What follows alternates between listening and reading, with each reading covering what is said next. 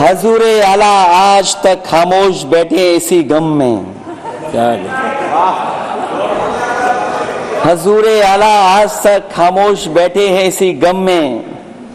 महफिल लूट ले गया कोई जबकि सजाई हमने।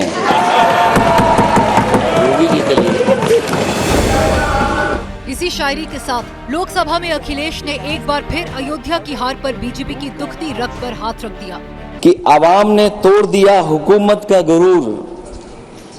दरबार तो लगा है पड़ा गमगीन में बेनूर है पर। अध्यक्ष महोदय, दरबार तो लगा है पर बड़ा गमगीन बेनूर है। कल राहुल गांधी बोले और आज लोकसभा में अखिलेश के शोले।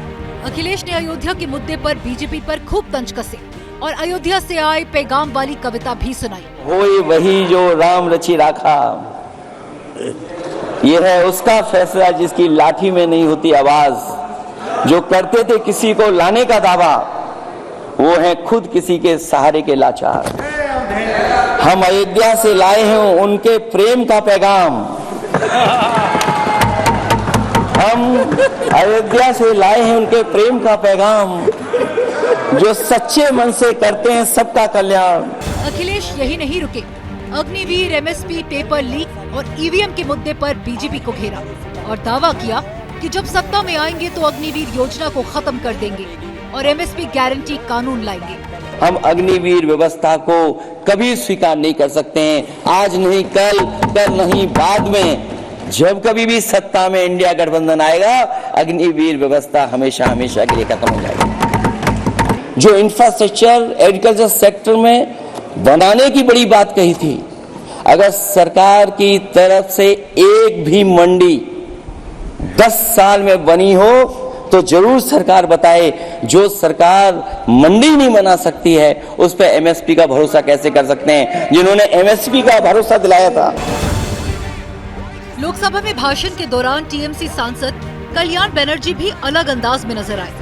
बीजेपी के 400 पार वाले नारे पर तो ऐसी चुटकी ली कि संसद में मौजूद सारे सांसद ठहाके मारकर हंसने लगे। चू कित कित भी खेल है और खेला। चू कित कित में चू धरा 400 में कित कित कित कित कित कित कित कित कित कित कित कित कित कित कितना हुआ 240। वो गेम में भी हारा गया।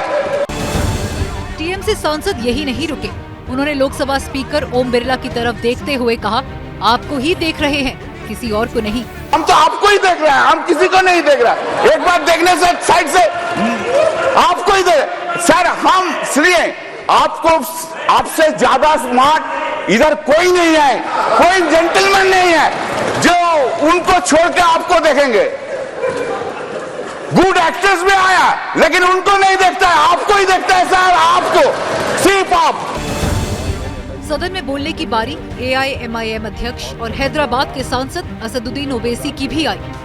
मुसलमानों की मॉब लिंचिंग मुद्दे पर बीजेपी को घेरा और केंद्र सरकार से सवाल पूछा, 14% मुसलमानों में से सिर्फ 4 मुसलमान जीतकर क्यों आए? हमारे जमहूरियत को हमारे बुजुर्गों ने इस तरह समझा, हमारे फाउंडिंग फादर्स ने इस तरह जमहूरियत को समझा कि इसमें हर समुदाय और मजहब और समाज के मानने वाले लोगों की राय को शामिल किया जाएगा इस मुल्क को चलाने के लिए। मगर इस ऐवान में सिर्फ 4% मुसलमान जीत कर आते हैं। सर, इस ऐवान में ओबीसी समाज के एमपी अब अपर कास्ट के एमपी के बराबर हो चुके हैं। ओबीसी समाज के एमपी अब अपर कास्ट एमपी के बराबर हो चुके हैं और 14% मुसलमान सिर्फ 4% जीत कर आते हैं। कुल मिलाकर आज संसद का माहौल कल से थोड़ा अलग नजर आया। जहां कल राहुल के आक्रामक रवैये से संसद में हंगामे वाले हालात थे, तो आज अखिलेश और कल्याण बनर्जी के निराले अंदाज से सत्ता पक्ष और विपक्ष के बीच तल्खियां कुछ कम होती दिखी।